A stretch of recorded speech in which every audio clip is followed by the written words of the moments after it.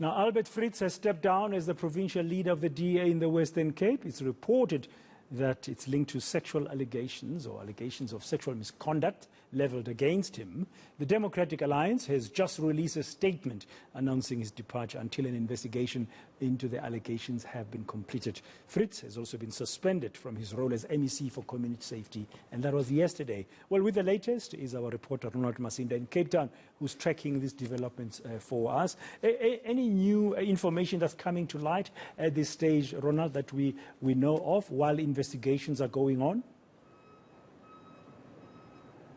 But then it is a story that continues to develop. Earlier on, we read a statement from the Premier's office, Alan Winde, saying that Albert Fritz will be replaced for now by the Cultural Affairs and Sport Minister, or MEC, Andre Marais. So it is a story that continues to develop. We do know that Tertius Simmers will also be taking his role as a DA leader here in the province in the interim. I am joined now by the provincial chairperson of the DA, Mr. Jaco Lund. Thank you so much for your time, Jaco. First of all, it's a serious matter, and I know that you, like Alan Winde, will go into, these allegations. But in terms of what we know so far, how has the process been done, and when did you reach a point where you needed to decide on some sort of action?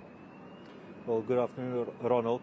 Like you said, it is indeed a very serious matter, and the party learned of this, the provincial executive. We were informed yesterday, and there was very quick action taken by the party.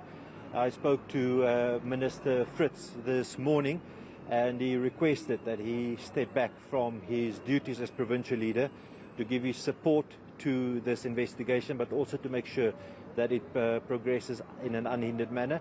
And then the provincial executive accepted that, and as you stated, Minister Tertius Simmers will be the acting leader in the interim.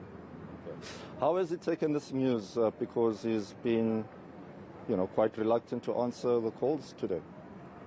Well, I cannot speak to his state of mind. I mean, I had a quick conversation about the position and the role of leader.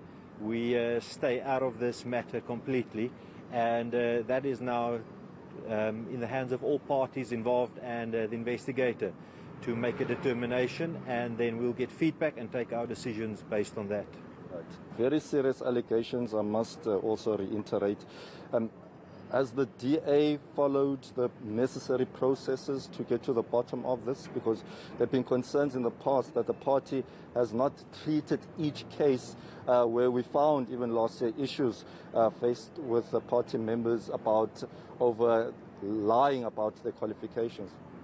Well, firstly, I do want to commend the Premier for the swift action he has taken. He's viewed this in a very serious light, and he has taken the necessary step from a governance side. From the party side, as soon as it came to our attention, we then, like I said, I was in contact with Minister Fritz, and he has voluntarily stepped back. I also do think that you just cannot say every case is the same. You need to look at each one on its merits and then make a determination on how you act. So what we'll do now, we'll allow this investigation to follow to its conclusion, and then based on the findings, we'll be able to give you comments on what is the next step and what we will take.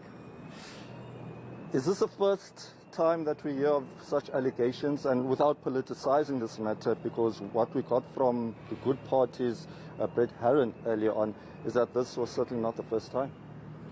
Well, this is the first time we have received proof, and then it's acted upon. So I cannot comment on what Good has said, but from the party side and from the governance side, they've acted in a swift manner, and now we just have to allow this investigation to play out, and then we will give comments based on the outcomes. We know that it is an issue that the Premier said that it must be kept confidential and that the complainants must not be mentioned in this matter. Do you know how many people have come forward? No, I cannot comment on any of that. I mean, I think we need to also, Premier Winde has been transparent throughout his term. I mean, he set the example on how to communicate with the public, but he's also asked that for this specific matter we respect the process, and there will be ample opportunity to dissect how the party has handled this. But I think for the parties involved, let's respect that there will be a thorough process, and then whatever the investigation finds, we can then comment on that. The ANC has also called on the Standing Committee of Community Safety in the legislature to call for an urgent meeting with the Premier. What are your views on that? What is the way forward in trying to deal with this matter properly? Well, I'm not going to comment on what the ANC has said. What I can say is I spoke to the chairperson, Regan Allen, earlier today, and he said that as soon as he became aware of it, he wrote a letter to the Premier asking what steps will be taken, and I think he expects feedback by Wednesday.